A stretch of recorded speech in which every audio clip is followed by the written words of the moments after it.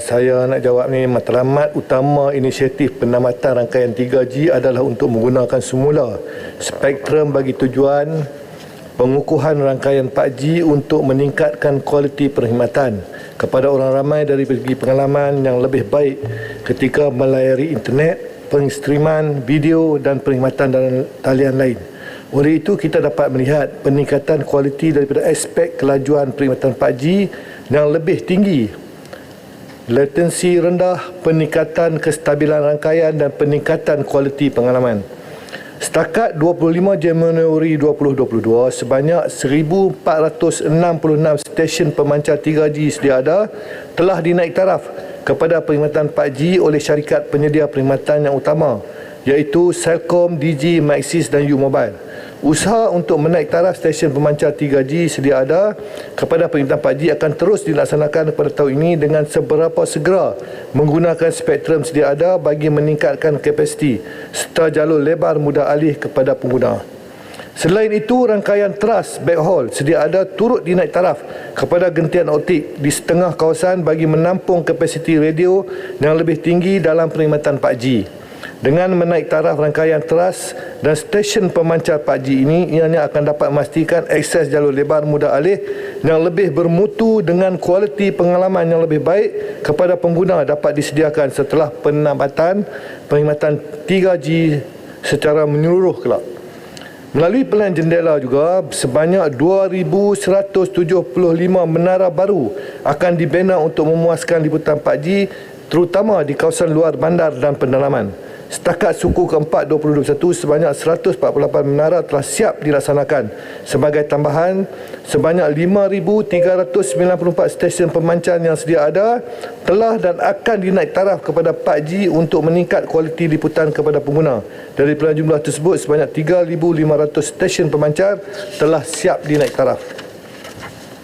Pada tahun 2021, pihak Suruhanjaya Komunikasi dan Multimedia telah membuka 20 kertas siasatan ke atas pembekal perkhidmatan mudah alih hasil daripada aktiviti audit pengukuran kualiti perkhidmatan yang dijalankan di seluruh negara.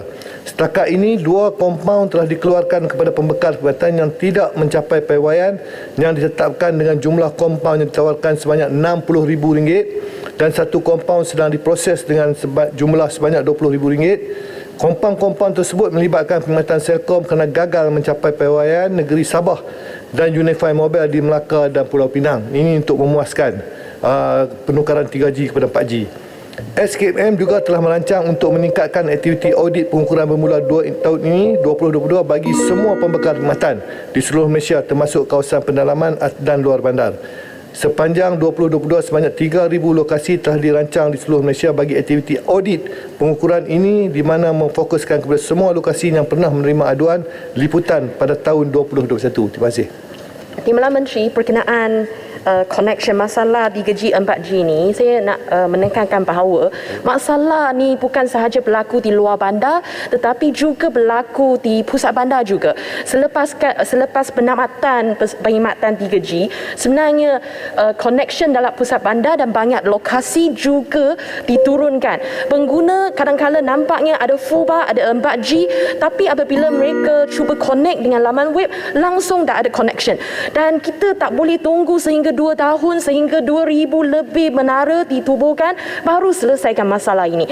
Jadi saya ingin minta pandangan dan juga penyelesaian dari kementerian bagaimana kita selesaikan masalah connection ini dengan segera supaya pengguna di pusat bandar dan di mana-mana tempat tidak diganggu, kerana ini sudah jadi satu masalah yang serius kepada semua pengguna, kerana sampai hari ini hampir setiap orang rakyat Malaysia ada handphone. Kalau dah ada connection, macam mana mereka buat bisnes, untuk sambung pelajaran, untuk komunikasi dengan ahli keluarga dan sebagainya.